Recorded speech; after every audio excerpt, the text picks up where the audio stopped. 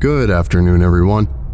My name is Dr. Miller, and the SCP we're going to be looking at today is SCP-511. Object Class: Euclid. Special Containment Procedures. When an instance of SCP-511 is identified, the affected residents shall be quarantined and will receive the next sequential site designation.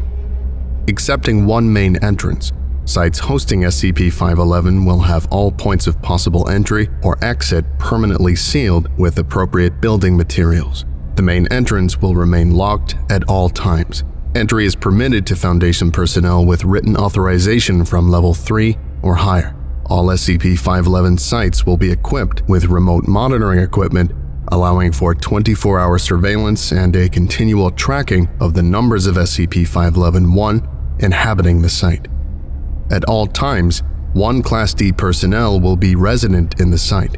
Personnel with this assignment are exempt from monthly termination for the duration of the assignment.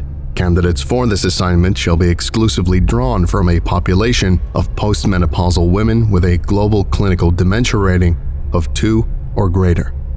Note: due to the exclusive nature of this population, O5 has approved recruiting from local hospice and/or nursing homes if necessary. Reference Incident I-511-11. The population of SCP-511-1 within a site must remain within an optimal range of 50 to individuals. Below this range, adult Felis domesticus should be introduced to the site to increase population to minimum levels. If population exceeds individuals, it must be culled immediately. Any SCP-511-1 found outside the containment site shall be euthanized and the remains incinerated. Any biological material leaving the containment site for testing will be handled in accordance with the standard protocols for a Level 4 biohazard. All specimens are incinerated after testing is complete. Before coming in contact with any material from the containment site, personnel must be inoculated for influenza, hepatitis A, hepatitis B, tetanus, tick-borne encephalitis, and full medical workups are mandatory on a bi-weekly basis for personnel working with SCP-511. Description: instances of SCP-511 typically occur within residential structures with a block or stone foundation that includes a basement or crawl space. All attempts to remove an instance of SCP-511 from such a residence have proved ineffective. Reference Interview 511-A.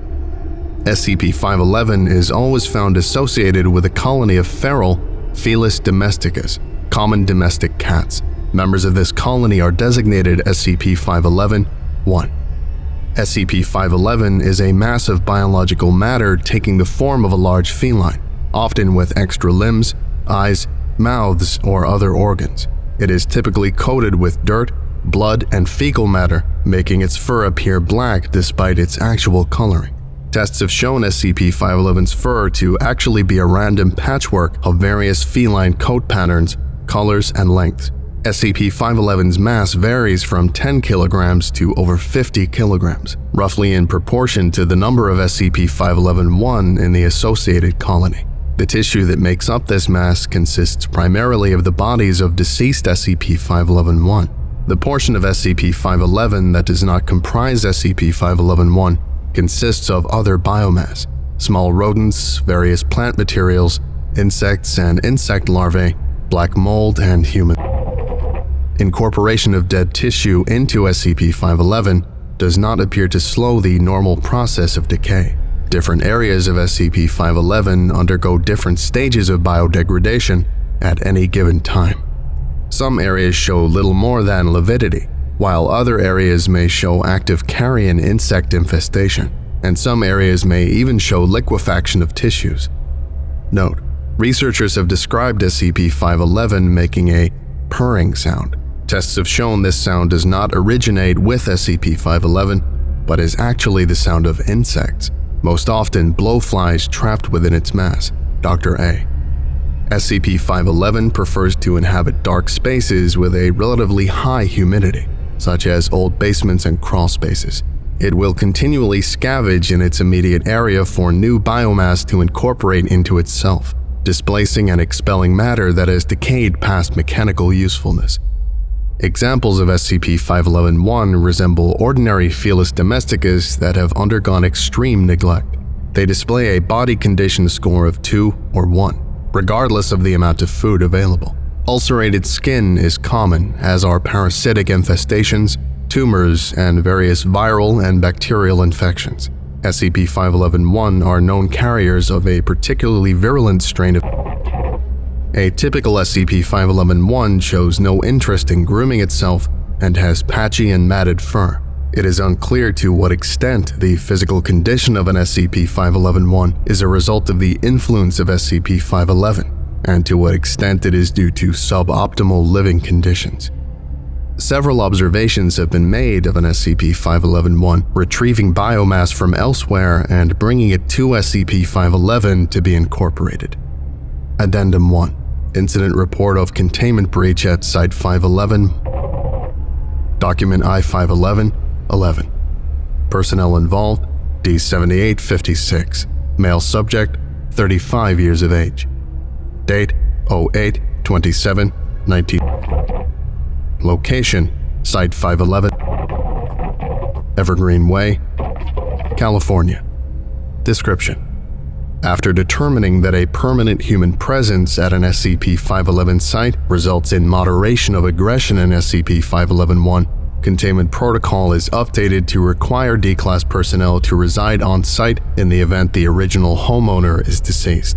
6 months after this policy is established, D-7856 is assigned to Site-511.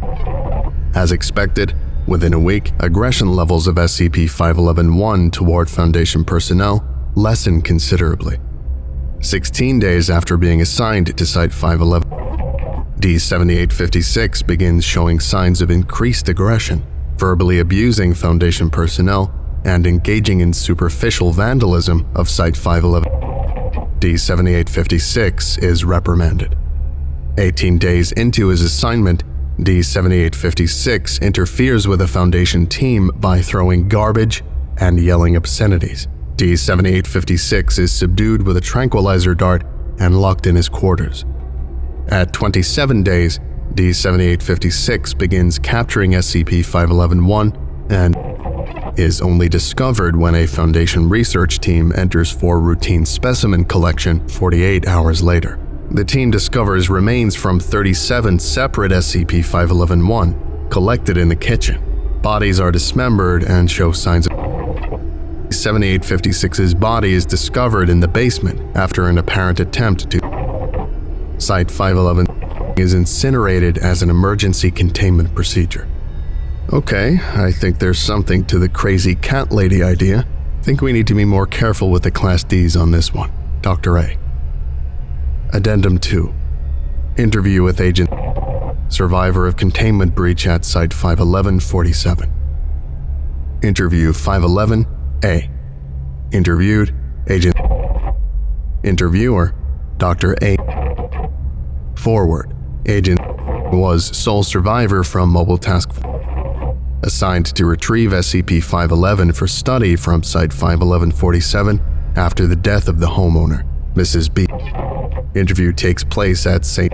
Hospital in Ohio. Playing log now. How are you feeling? Like I've had half my face ripped off. How do you think I feel? I want to talk about the containment breach. We have some questions. Of course you do.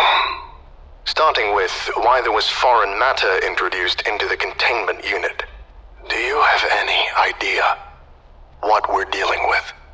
Why don't you tell me? We were tasked to retrieve a 40-kilo thing with a BSL-4 containment unit.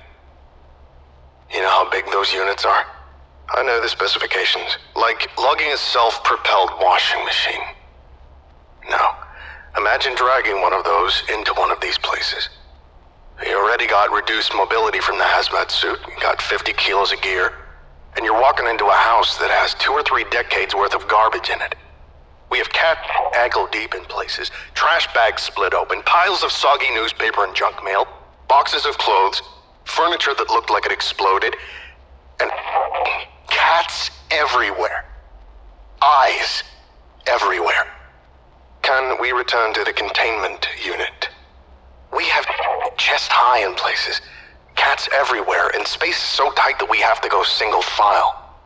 No way a guy in full gear can turn around and forget the containment unit. Just one look, and there's no way we can use... So it was Agent idea. It was that or pack it in. Can't get downstairs, so we bait the unit with the body and pointed at the basement door. According to the briefing, it would be attracted to freshly dead biological matter, and SCP-511 was attracted to the baited unit. The most nerve-wracking 20 minutes of my life. Listening to that thing pull itself upstairs. Thud, thud, thud. And those cats watching us. You know how freaky cat eyes look with night vision equipment? So you captured SCP-511.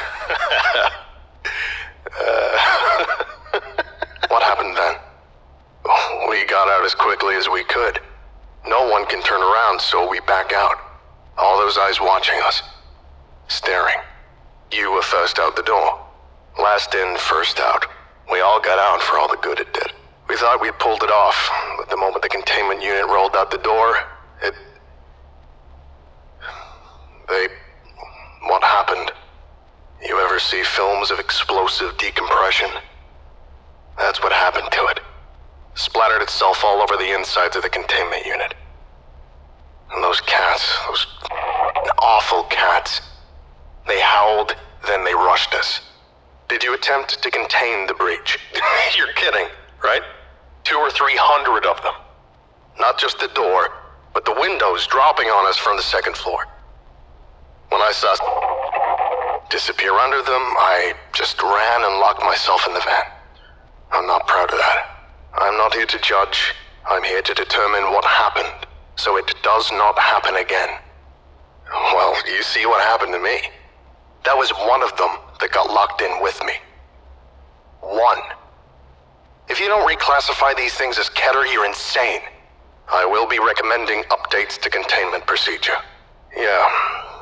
While you're updating things, there's something else you need to update. What's that? The briefing was all about how SCP-511 is influencing these cats. That's wrong. How so?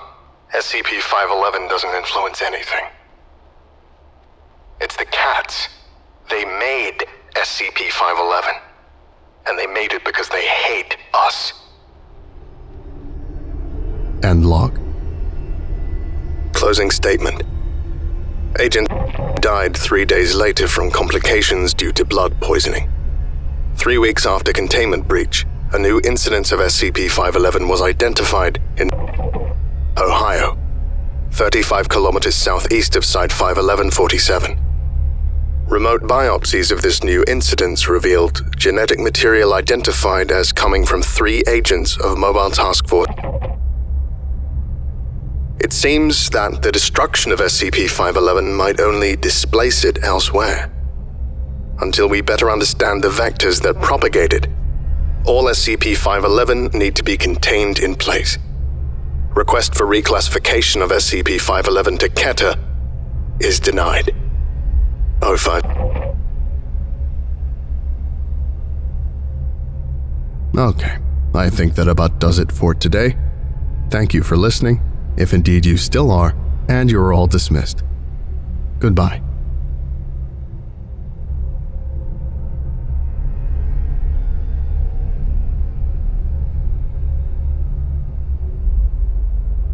I would like to give a special thank you to Big Sip, Zargaron, Old Crop Guy, James Saba, Braided Peach, That Loser, Richard Broadhurst, Fire of Prime, Dr. Wolf 13, Cupster, Worthy Fire, Zazapan, Irish Wristwatch, Signar, Alatreon, Your Local Foundation Agent, and Lost Boy. If you would like a special thank you at the end of each of my videos, and some other cool stuff as well, visit patreon.com/TheVolgun. Thank you.